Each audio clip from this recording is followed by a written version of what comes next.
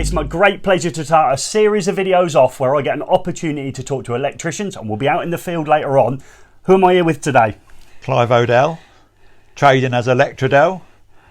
I've been self-employed since 1967. We're going to stop you there. 1967, self-employed, and we're going to get to that as we have a little journey through Clive's working life. But let's go back, Clive. Let's go back to perhaps that 15-year-old boy looking to leave school. At 15, did you go straight into an electrical apprenticeship? What was those at that time for you like? Always been messing about with like batteries and switches, bits of wire. And if there was an electrical experiment at our local school, it was always me that had to set it up. Okay. But I used to have this push bike that used to have all sorts of lights on it, including indicators and brake lights, that I'd rigged all up myself when I was about 11, 12 years old. And so I've always had this electrical bent, if you like. And so when I left the ordinary village school, I went to this Neats Technical College for a year. Right. Okay. So just stop you there. So you didn't get an apprenticeship straight from school? No. So at 15 years old, you've left school, gone to local college, which lots of people nowadays do. Was that to get an electrical apprenticeship, or no? That was just for further education. Right. And then I was 16.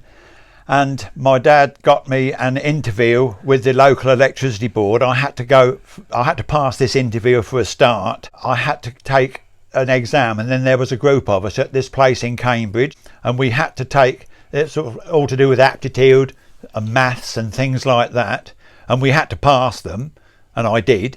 And so I started. I was 16, and then it was still a probationary period. Right. I think it was 12 months probation. Right. And then once if they was happy with me, then we had to sign on properly. So when you say sign on properly, I'm thinking probably a bit like mine. My parents had to sign to suggest that I'd do that apprenticeship. Was it the same for you? Yes. That mum and dad, or at least dad, had to agree that it was going to be a proper indentured apprenticeship. Absolutely. And that indentured apprenticeship probably took you. Were you in your 20s when you managed to get to the end of that? I was 21. I actually finished my apprenticeship on my 21st birthday. On the day of your 21st birthday? Yes. Wow.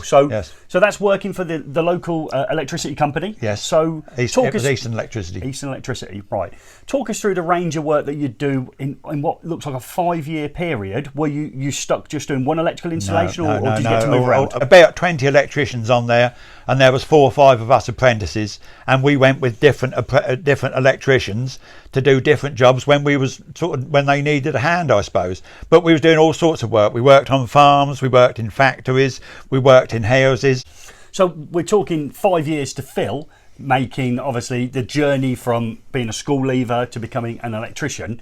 That's a considerable amount of time. Now we've got a box in front of me here which looks like some engineering based tools. So if I just grab one out at random here, is there a story behind this tool? So who made this tool first of all? Well, I did. You did. This is a tap wrench, as probably you can see, and this was made out of a block of metal, but a bit wider than this and a bit thicker, and I had to cut that down with a hacksaw all the way down, and it took ages to do it, to make it to very roughly into shape. We'd put it then in a 4-jaw chuck, and then we had to turn it all down to the sizes that it is now. There's another story beyond this, because it looks brilliantly made, okay, from my expert opinion here, but you were recognised actually as winning a prize for this. Well, yeah, this was one of the last things we made. We got a photograph of me in the local paper being awarded this prize. So we've worked our way through our apprenticeship, we've got to the end, we've become qualified. You've got what I've got as well, which is really nice. You've got an indentured apprenticeship, haven't you? So I'm proud you still own that. I've looked through your college notes as well. I think you should be immensely proud of your college notes. Not only beautifully written, I didn't find one mistake in there, and the pictures were beautiful. Yeah. So we've got ourselves through an indentured apprenticeship. You've probably made your mum and dad very proud. I know, getting to the end of an apprenticeship when it's taken as long as it did. You're working for the board. And you said again off camera how your dad thought you probably would like to see you stay there forever. Yes. However, it wasn't long before you had a bit of an itch to go and work for yourself. Well, you see, all my life up till then, Dad had run the local garage, so I was used to a self-employed situation. It was natural as far as I was concerned. I was going to become self-employed. And are we talking very early 20s then that you've gone off? Well, I was 22 when I started. I was going to do my maths for 22. So you went and worked for yourself at 22 in 1967. Mm-hmm. You registered your business. Mm-hmm. Yeah, I've got that. Got your registration form there. Yep. So you registered yourself as a business. And when did you retire? Just so we can date the two together. So you started in 1967. Okay, Clive, when did you retire? I haven't retired. No, you're still working. Is that 5, 6, 7 days a week? Well, I mean, what I'm normally trying to do is work just mornings. That's what I'm trying to do, but and mostly it works out like that. But I've recently done a big farm building, and that took me about 3 weeks to do, and I had to work there. I had to do sort of a full day's work for 5 days a week. I haven't got the energy that I had when I had like 30 or 40 years ago, but I still enjoy my work. So how many years have you been working for yourself then? Go and give us that rough number. 53. That's 53 years I've been self-employed. Yes. Yeah. So we'll challenge everybody out there. So if you've listened to this and you've got somebody that you know that's worked for themselves longer than 53 years and you're still going, so we're still going, yes, we'll come and see you as well. So that's an incredible amount of time to see changes within our industry as well. So we know where you were, probably time stamped us at the start that we're changing to ring final circuits. We're certainly installing PVC wiring. We're going over from Bakelite to plastic accessories. And the old Wilex fuse boxes. Oh, all the old no end of them in. Right, okay, and we know they've changed over the years as well.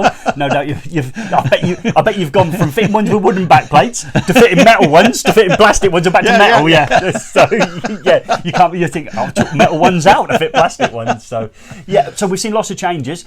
We haven't even discussed this one even while we've had a chat informally. What's your thinking on smart technology? Well, I've always been a bit dubious with some of this fancy technology. But nowadays, I mean, what they're doing with electronics is all so clever. But I suppose I'm feeling a bit left behind with it, really. Going to be able to learn enough about it to keep up with it. But I've still got people ringing me up, farmers and people, householders, wanting things done. I haven't rewired any houses this last few months. I'm keeping myself really busy. That's what I was about to say. So smart technology, probably something you're not going to touch on. That's fine. We'll let you off that one. You're busy enough without that. Have you got an end date that you think you're going to probably hang on? Because I did hear on the quiet through your son that you were looking at buying a new van. The van I've got is an XRAC van. The only reason I got it was it's 4-wheel drive, and so when I'm on some farms and it's getting a bit slippy, I just put it into the 4-wheel drive and I can get about. I have been thinking about getting another one. This one's done fairly high mileage, and I've been thinking about it. I haven't really decided yet. So that suggests to me that you're not going to hang up your tool bag anytime soon, Clive. No. So, if you're well enough, are you going to work? Is that the plan? As long as I can keep doing it, I think. As long as I can walk, I'm going to work. That's how I feel. And I just enjoy. I can't really imagine waking up on a Monday morning and not having to go to work while I'm strong enough and while I'm fit enough. I just wish I got a bit more energy. Having spent a morning with you already, I'd like to suggest that Clive has got tons of energy. Oh, yeah, I don't know about that. You don't need any more. Let's put it that way. Oh dear. So, Clive, it seems that you've done a real wide range of work. Is there anything you can show us that you're currently working on? I've been doing on this farm. It's a big farm building. It's got a lot of LED lighting, big 3-phase board. It's got 3-phase sockets in it, and so I've just completed. I mean, I've been working there more or less on my own. I've done it more or less all on my own, and so for doing the LED lighting, I had to use a machine to get me up there, to keep going up and down with ladders. I find going up and down ladders a lot really tiring these days. It's taken me about 3 weeks to do this job, and it's more or less completed now. It's one of the biggest jobs I've done just lately. So before we get out onto the farm, that you promised that we can have a look at some of the work you've been doing. We just walked through this passage, right? It looks like it might need a little bit of love, care and attention from you in here. A lot of it is temporary, because I've got the lights just rigged up temporary while I'm working in here. But a lot of the old wiring's got to come out anyway. But it'll hopefully it's going to be a lot tidier than this in the next few weeks. Yeah. So we're going to go and find that farm, yeah? Yes. Okay. So this is the immersion heater. The oldest tool you've got, is it? I think so. Yes. It was an ordinary spanner. Right. My dad actually cut this and fitted this bit on. Okay. So that you could put it over the wire. Okay. That's over the wire. And then you could tighten it up if you needed to. Okay. And then he made this bit to slide onto onto there. So we got a bit more torque in it. And so I've had this now. I don't know. It's well over 40 years. It could be 45. I don't think it's quite 50 years, but. And You still use it? Yeah, still use it. Yeah, That's fantastic. When was the last time you used it? Oh, only a few days ago. Still paying for itself? Yeah, not last week. Not this week. Sometime last week. Yes, we did motion it. Yes, yeah. Shall we get to that farm? Okay. Yeah.